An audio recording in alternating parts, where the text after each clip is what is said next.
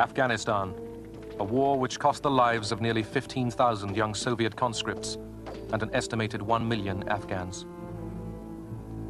It was the Soviet Union's Vietnam syndrome, so to speak. It was impossible for a great superpower to run away from this wild country.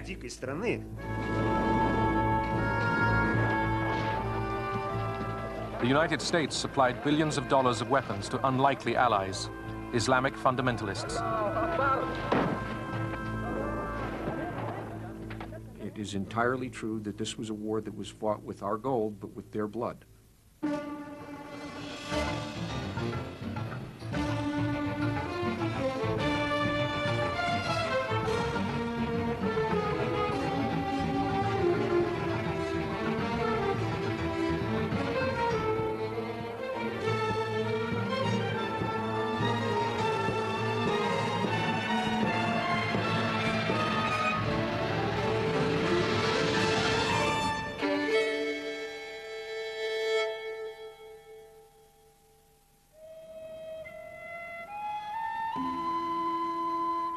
The Panjshir Valley in the Hindu Kush Mountains of Afghanistan, a rural, traditionally Islamic country of 15 million people.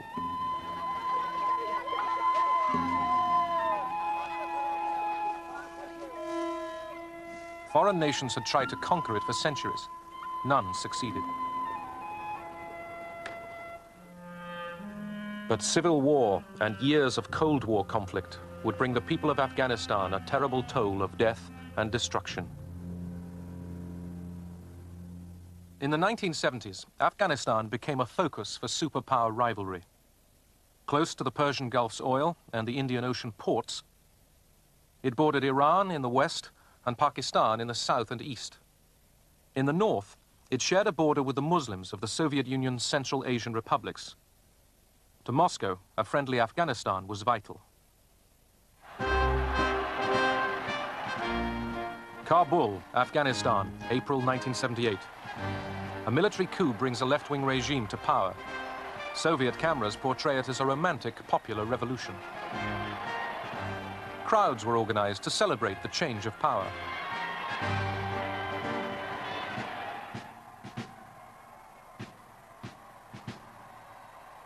Nur Mohammad Taraki, Afghanistan's new leader, looked to the Soviet Union for support. Moscow sent hundreds of Soviet advisors to advance socialism.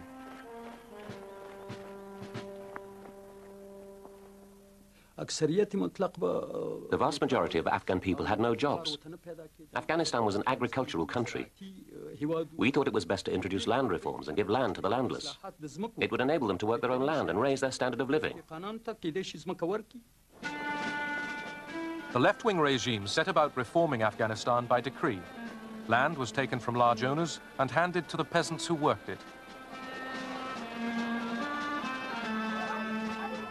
Women were encouraged to stop wearing veils and were put into literacy classes alongside men.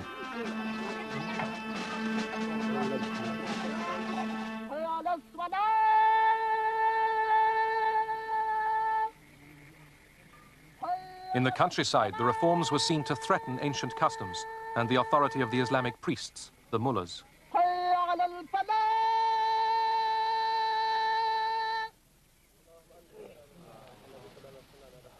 The communists were trying to change the law of God. They wanted to destroy Islamic traditions, to rid Afghanistan of poverty and make everyone equal. This is against the law of Islam. God has decided who is rich and who is poor. It can't be changed by communists. It's beyond imagination. To counter communist efforts to spread their new doctrine, opponents of the reforms burnt down schools and universities. Thousands of Afghans fled to Pakistan to avoid the revolutionary turmoil. Resistance was growing throughout the country. Brezhnev and the Politburo tried to talk sense into Kabul. We couldn't understand how they could build socialism in just 5 years. We said, you can't do that. We've been building socialism for 60 years and we're still not finished.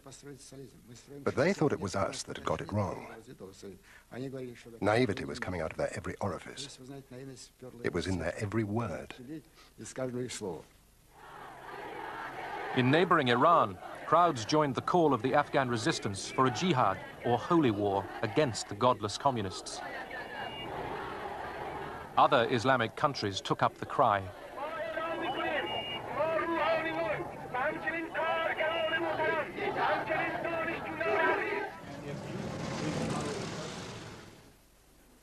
In Washington, National Security Advisor Zbigniew Brzezinski was convinced the left-wing regime in Afghanistan was a major threat. Yeah, and that will deal first with Iran, then with Afghanistan and the regional implications. Brzezinski told President Carter that Moscow might use the Afghan crisis to move south and seize the oil of the Persian Gulf. Well, I have essentially 4 items I'd like to quickly review.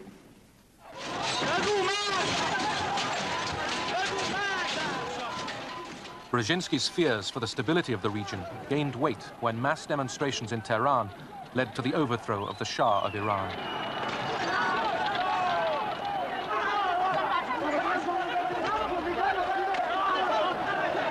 The Shah's fall lost America its most important ally in the region. We're faced with the possibility that one way or another, before too long, we may have either a hostile Iran on the northern shore of the Persian Gulf facing us, or we might even have the Soviets there. The Islamic groups fighting the communists received covert American aid for the first time in July 1979. President Carter began by sending communications equipment. The rebels called themselves the Mujahideen, the soldiers of God. They were mostly peasants, organized by village mullahs and landowners. Many of their weapons were captured from the communist regime. From the refugee camps in Pakistan, recruits for the jihad walked for days across the mountains to reach the fighting. Ranged against the Mujahideen was a mechanized, Soviet-trained Afghan army.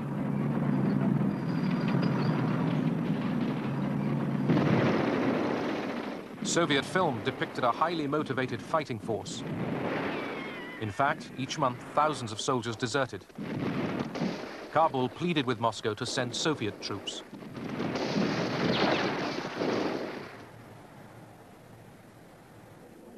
In the Kremlin, Soviet leaders repeatedly met to discuss the Afghan crisis. After mobs massacred Soviet advisors and their families in Herat, Kabul's request for Soviet troops moved up the agenda. The Afghans wanted us to introduce a limited contingent of Soviet troops to guard military bases. They just couldn't cope with the Mujahideen themselves. At first they spoke about a battalion, then about a brigade. They kept insisting and pushing for Soviet troops, but we kept refusing and refusing and refusing. President Taraki had an apparently devoted prime minister, Hafizullah Amin. Amin was the regime's strongman. In spite of the unrest, he was determined to drive on with the reforms. Amin launched a campaign of terror. He had opponents arrested and shot. I said to Amin that his policies were too harsh, that they were turning the Muslim population against him, like the land reforms which did not take into account Afghan traditions. But he used to reply, "Did Stalin make the revolution in white gloves?" Afghan President Taraki flew to Moscow to discuss with Soviet leader Leonid Brezhnev how to curb Amin's excesses.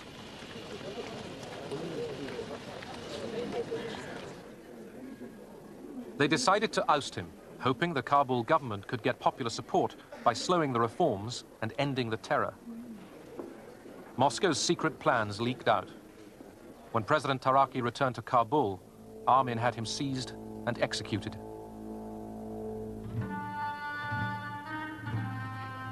Amin realized the Soviets wanted him out. He began to seek better ties with the West.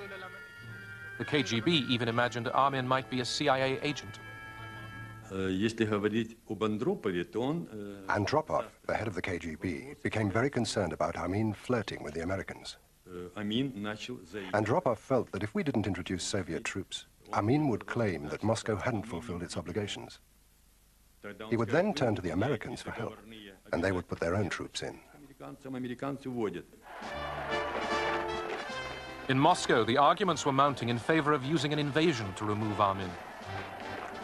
In the past, Soviet military action to topple troublesome foreign leaders had worked in Hungary and Czechoslovakia. In Europe, the nuclear arms race was gathering speed. NATO wanted to counter the Soviet Union's mobile missiles. On December the 12th, 1979, the West announced it would deploy hundreds of cruise missiles in response. Moscow now felt it had little to lose internationally by intervening in Afghanistan with troops. That evening, the Politburo held an emergency meeting. Our major concern was the security of the southern borders of the Soviet Union.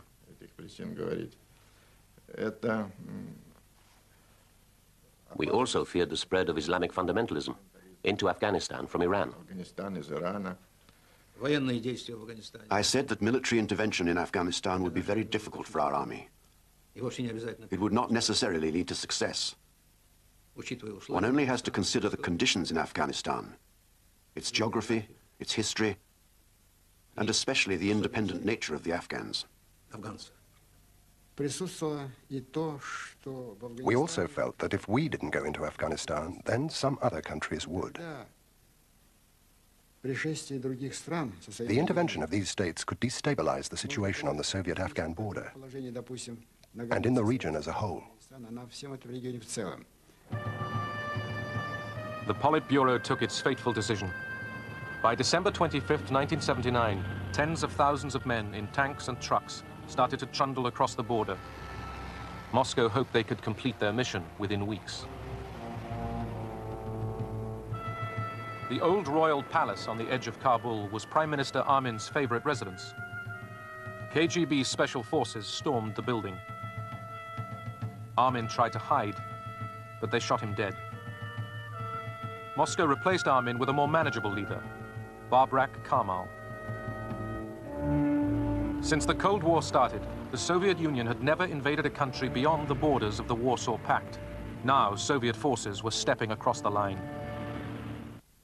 The implications of the Soviet invasion of Afghanistan could pose the most serious threat to the peace since the Second World War. The vast majority of nations on Earth have condemned this latest Soviet attempt to extend its colonial domination of others. I had to put restraints on the Soviet Union.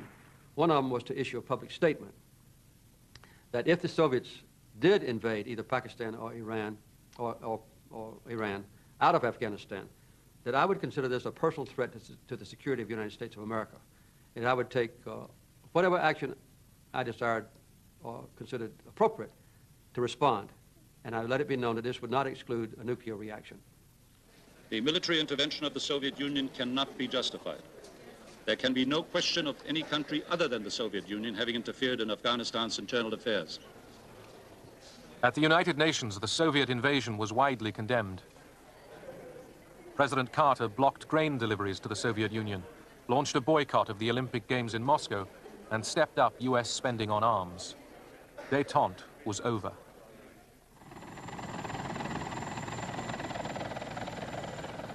US National Security Advisor Brzezinski flew to Pakistan to set about rallying resistance. He wanted to arm the Mujahideen without revealing America's role. On the Afghan border near the Khyber Pass, he urged the soldiers of God to redouble their efforts. We know of their deep belief in God, and we are confident that their struggle will succeed. You know, that land over there is yours. You'll go back to it one day because your fight will prevail and you'll have your homes and your mosques back again because your cause is right and God is on your side. The purpose of coordinating with the Pakistanis would be to make the Soviets bleed for as much and as long as is possible. Do we know whether any Soviet units have reached these border posts? No. They're holding back. They are holding back. We started providing weapons to the Mujahideen from various sources again. Some, for example, some Soviet arms from the Egyptians and the Chinese. We even got Soviet arms from the Czechoslovak communist government, since it was obviously susceptible to material incentives. And at some point, we started buying arms for the Mujahideen from the Soviet army in Afghanistan, because that army was increasingly corrupt. Brzezinski sought the help of General Zia al-Haq, Pakistan's military ruler. Pakistan always had a keen interest in Afghanistan. Pakistan wanted a friendly and strongly Islamic neighbor.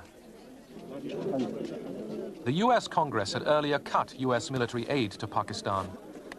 General Zia had a bad human rights record. He was developing a nuclear bomb. He had failed to curb drugs trading. Now, the Americans set aside their displeasure.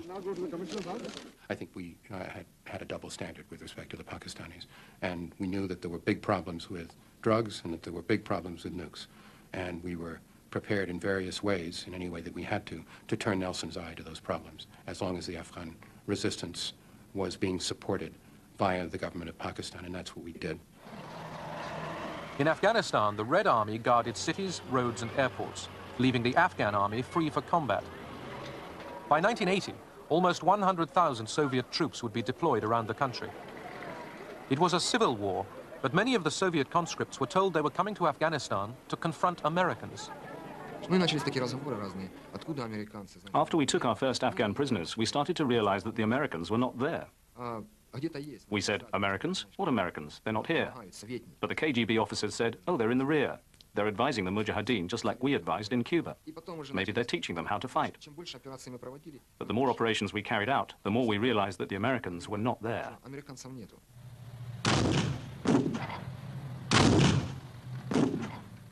Against their wishes, the Soviets were soon sucked into combat. They started with textbook sweep offensives, devised to defeat NATO in Europe and Chinese troops on the plains of Manchuria. In mountainous terrain against guerrilla fighters, their approach was a disaster. Well, I would say 99% of all the battles that we fought in Afghanistan were won by the Soviet side. But the problem is that the next morning, we had the same old situation as if there was no battle. Mujahideen were again in that village where they were, we thought we destroyed them just the other day. So it was an absolutely useless war. I, Ronald Reagan, do solemnly swear that I will faithfully execute the office of President of the United States. That I will faithfully execute the office of President of the United States. A fervent anti-communist, Ronald Reagan won the 1980 election with an image of forceful leadership and a promise to rebuild US military might. To many Americans, Carter's foreign policy had seemed weak. Reagan stepped up aid to the Afghan rebels.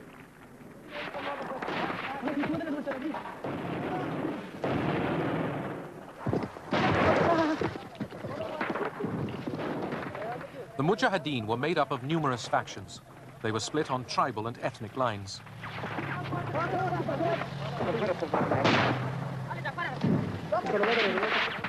When the Mujahideen weren't fighting the Soviets, they sometimes fought each other.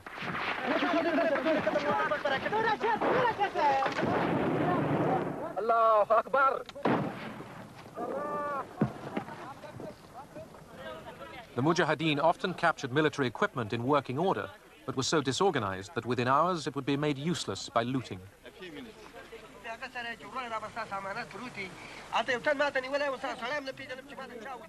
I made the comment that gratitude in the Afghan dictionary is going to be found somewhere after gimme and gotcha.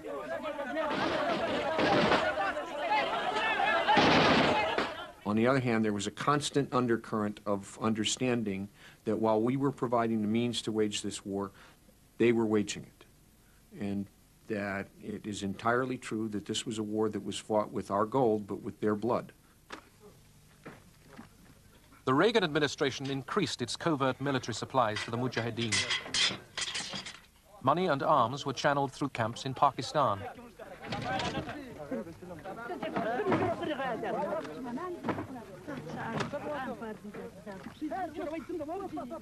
By controlling the way aid was distributed, the Pakistanis hoped to install a fundamentalist regime in Afghanistan. They favored the extremist Gulbuddin Hekmatyar. The Pakistanis then needed to have people that they could manipulate. It is for that reason that American aid, whatever it was, and in the early period it was minimal, later it became more significant, was essentially directed by the Pakistanis to Gulbuddin at the expense of other groups. The arms were not distributed fairly. Despite our military successes, Pakistan only gave us 8 missiles. For 2 years, they cut all aid to my group. The Pakistanis had their own agenda. They gave the lion's share of weapons to the hardliner, Gulbuddin Hekmatyar.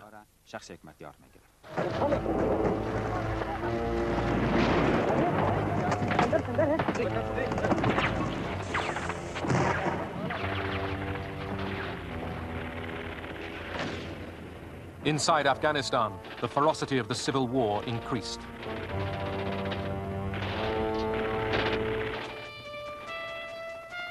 After heavy casualties, the Red Army changed tactics. They abandoned massive armored sweeps and took to the air.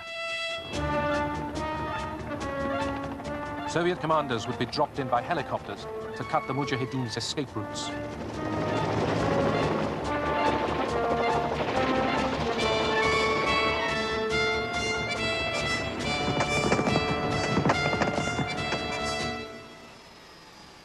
While more weapons poured into Afghanistan, the United Nations sought a diplomatic solution.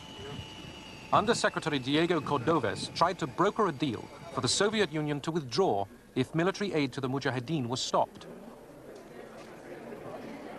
His shuttle diplomacy made little headway with Afghan President Babrak Karmal.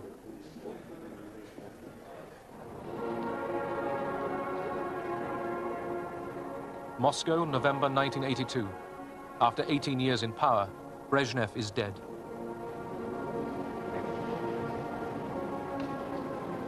The state funeral was used for a new Afghan initiative.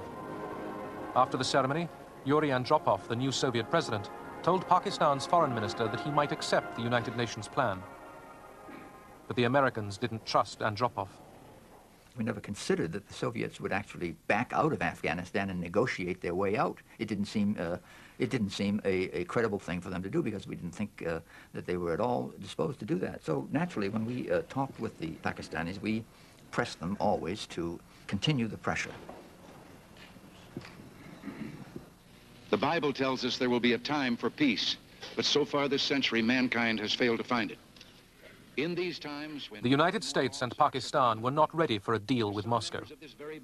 For Washington, the UN's peace plan was a sideshow. peace-loving nations of the world must condemn aggression. Throughout Afghanistan, Soviet aircraft were now bombing indiscriminately.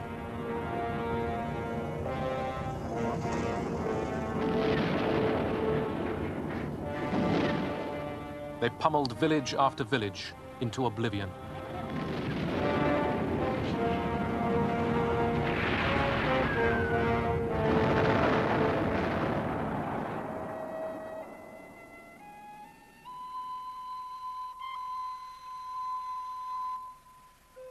In a typical attack on April the 8th, 1985, the villages of Kutz and Mindrawar on the Kabul-Jalalabad highway were bombed, then overrun by Soviet troops. The Soviets destroyed the whole village. It's impossible to count how many they killed. The men were dragged out of their houses and sent off to the Afghan army. Those who refused were taken aside and gunned down, butchered. The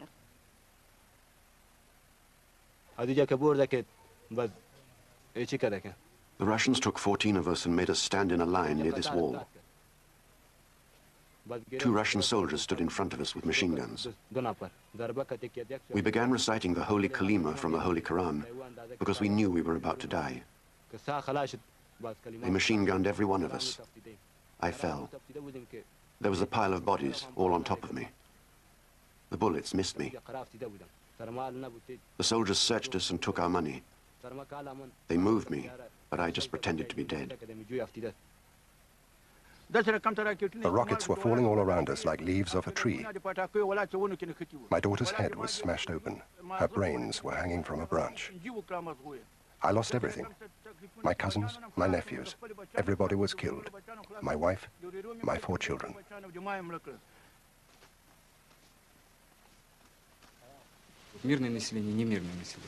There was no such thing as a peaceful population. They were all guerrilla fighters. I remember how we once rounded up all the women and children, poured kerosene over them and set fire to them. Yes, it was cruel. Yes, we did it. But those kids were torturing our wounded soldiers with knives. When you kill, you don't feel calm. You just feel indifferent. You're paranoid. You lose your morality. You become very cold-blooded. Your soul grows cold because you're confronted with something you don't like doing. A young soldier might kill just to test his gun. Or if he's curious to see what the inside of a human being looks like. Or what's inside a smashed head. But there is also the fact that if you don't kill, you'll get killed. It's a feeling of being drunk on blood. Often you kill out of boredom or because you just feel like doing it. It's like hunting rabbits.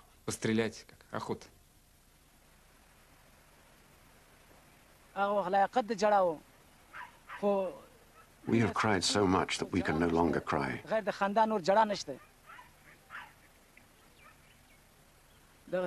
Even if we do cry, who will wipe away our tears? So you see, there's nobody to turn to anyway. We can only pray to God to take our revenge for us, because we are helpless.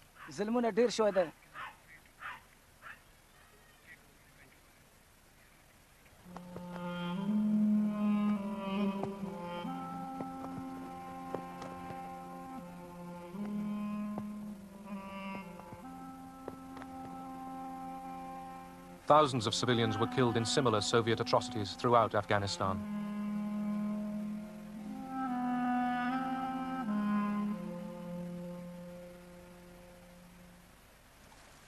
The Mujahideen committed their own war crimes, often executing Soviet and Afghan prisoners in cold blood.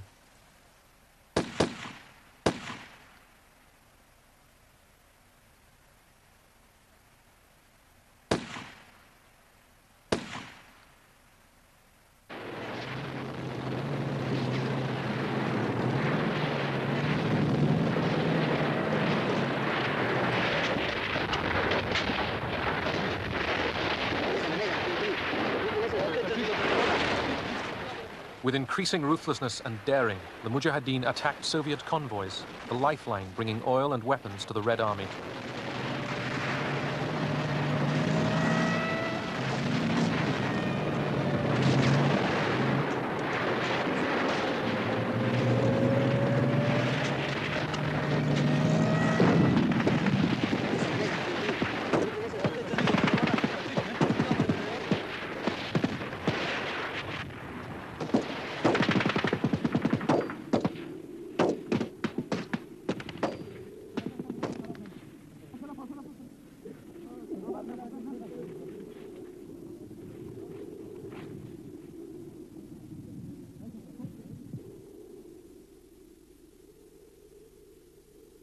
The toll of Soviet dead rose to as much as 2,000 a year.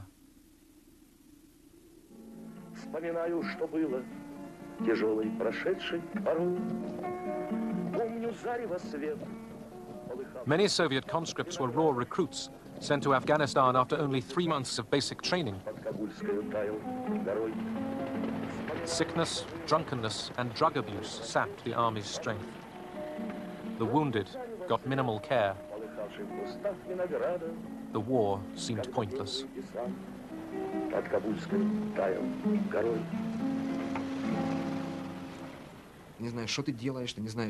You don't know what you're doing.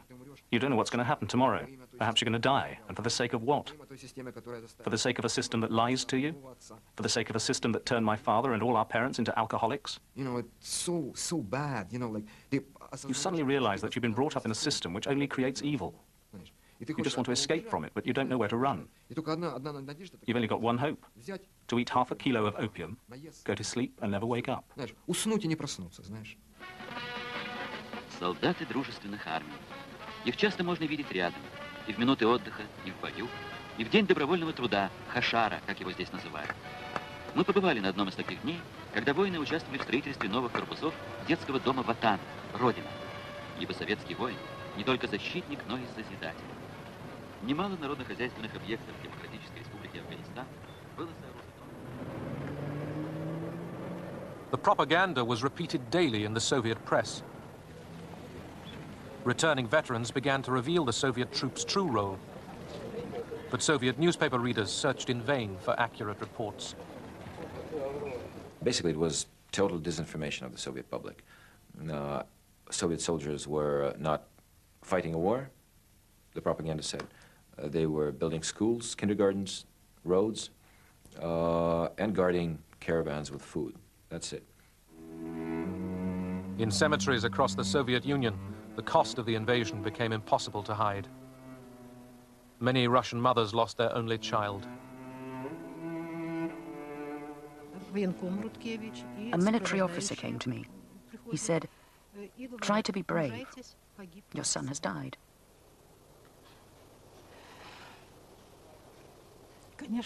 I couldn't believe it. No. I'd only received a letter from him the day before.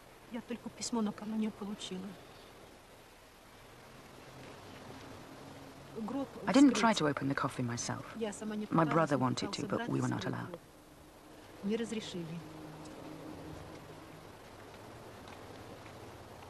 The funeral was very quick.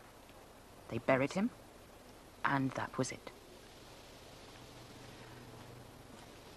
It's very hard.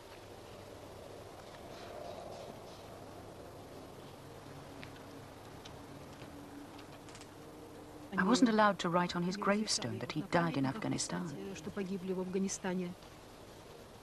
I could only write in small letters at the bottom that he'd died while fulfilling his internationalist duty. I didn't see him dead. So to me, he's still alive.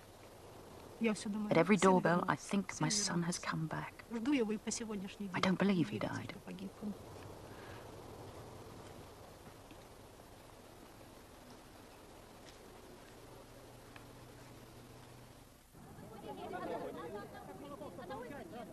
In March 1985, an energetic new leader took power in the Kremlin.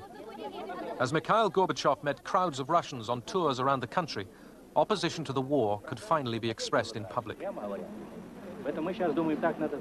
Thousands of protest letters poured into Gorbachev's office each week.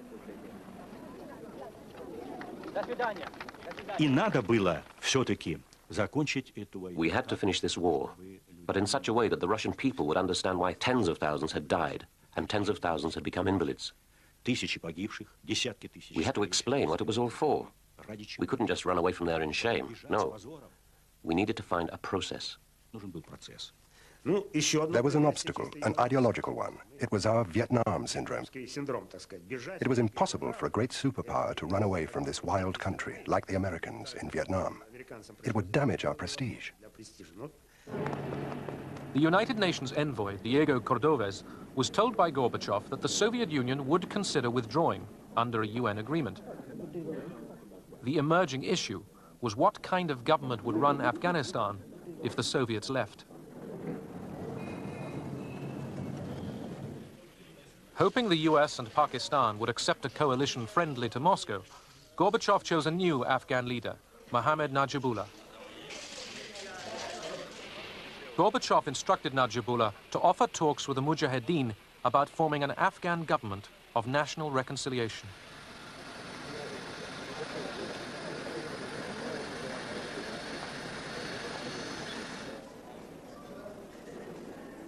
Gorbachev and his peace initiatives were applauded in Moscow, but not yet accepted in Washington.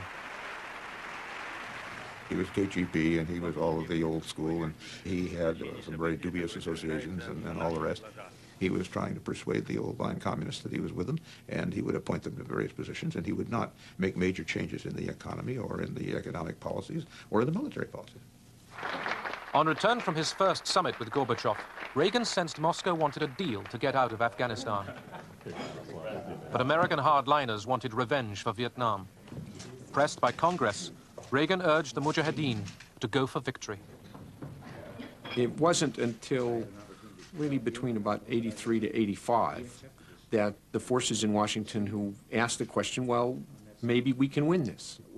Let's not put in $100 million a year worth of weapons. Let's put in $1 billion a year worth of weapons.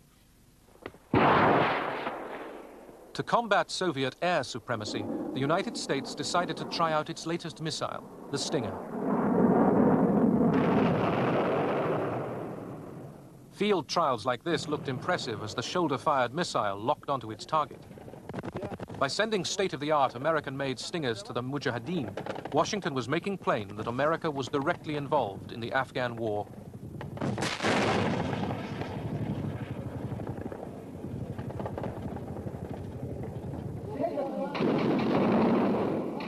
Spurred on by the increased American aid, the Mujahideen opposed a UN-brokered peace agreement that would enable the withdrawal of Soviet troops, but leave the Kabul regime in place.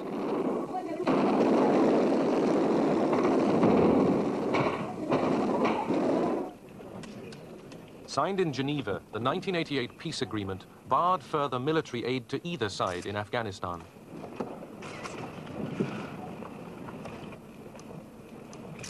Both superpowers ignored the ban. The supply of weapons went on. The Geneva Accords did not bring peace. Our basic feeling was that what the Russians were talking about was a way to get the resistance and the opposition of the West off their back, so to speak, and that they then would be free to pursue other methods of dominating Afghanistan, and that's what we did not want to have happen. The Americans didn't want a trace of Marxism left. They wanted to install an anti-Soviet puppet regime they could control. The bleeders, or the hawks, finally won. Our reason was very simple. If you carry on giving aid, we'll carry on giving aid. In 1988, under the terms of the Geneva Agreement, Soviet troops started pulling out. But instead of peace, Afghanistan was to endure more years of bloodshed. Fighting among rival groups of Islamic fundamentalists continued to destroy the country long after the Cold War was over. Since 1979, 5 million Afghans were wounded or forced to flee their homes.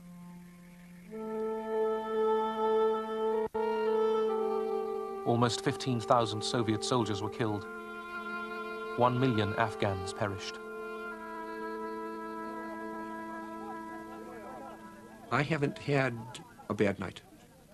It's not because I'm without feeling for, or without understanding of how much agony goes along with war. It's just that this was such a contribution to the end of what was otherwise an evil that inflicted other kinds of pain on so many other people that, on balance, it was worth it. The Afghan people have become the main victims. The Afghans are now fighting each other. Of course, they have plenty of internal reasons for that. But at the same time, it's because of a legacy which started in the 1970s that they are now fighting each other with American and Soviet weapons.